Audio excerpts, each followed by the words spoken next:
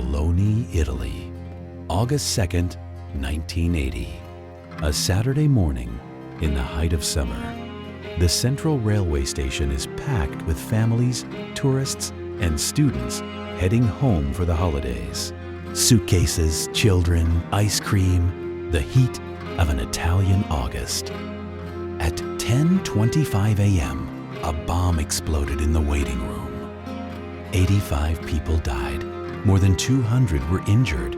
It remains the deadliest terrorist attack in Italian post-war history. And after more than 40 years, the full truth of who ordered it has never been officially established.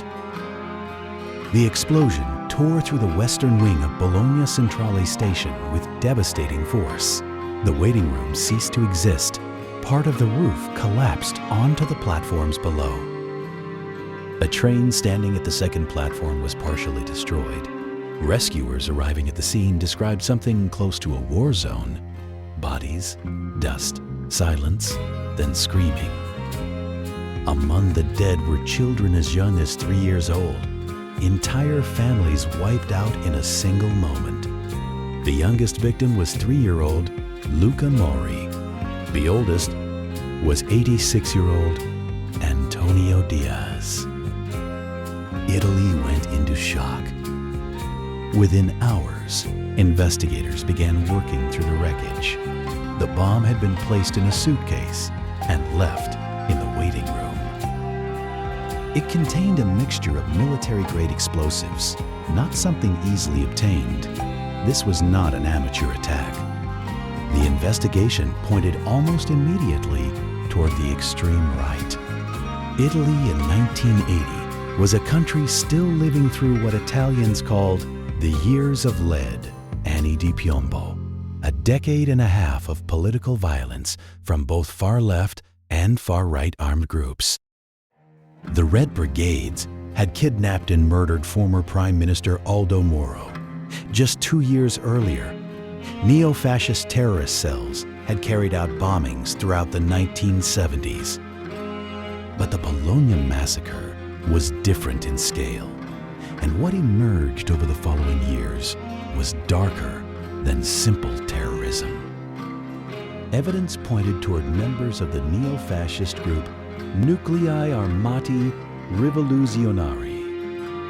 2 men, Valerio Fioravanti and Francesca Mambro, were convicted of the bombing in 1995 after years of trials and appeals. Both maintained their innocence. A third man, Luigi Chiavardini, was convicted in 2007. But the court also established something else. The massacre had not been carried out alone. There were those who had provided logistical support, cover, and protection. Those who had ensured the investigation was deliberately obstructed. The court named members of a secret Masonic lodge known as Propaganda Do, P2, as having played a role in covering up the truth. Licio Gelli, the Grand Master of P2, was convicted of slander for having spread false information designed to mislead investigators. The lodge had connections reaching into the Italian government, the military, the secret services, and the media. In 2020, after a new trial, a former Secret Service agent named Paolo Bellini was identified as having been present at the station that day.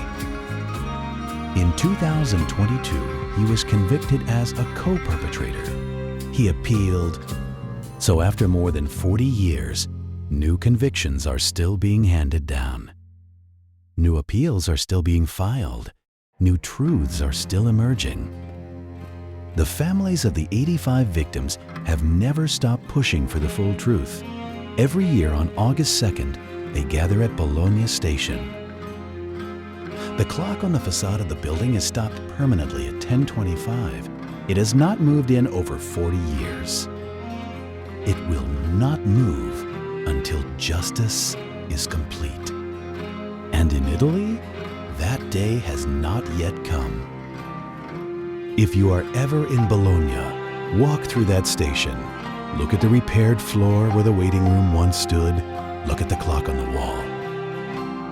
85 people left their homes that morning and never came back. Families, children, travelers passing through. They had no warning. They had no reason to fear.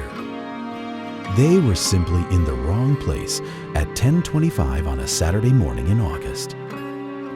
Italy has never fully answered for what happened to them. And the clock keeps waiting.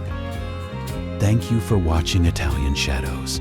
If this story moved you, if it made you think, if it made you want to know more, please subscribe to the channel and leave a like. It costs you nothing and it means everything to us.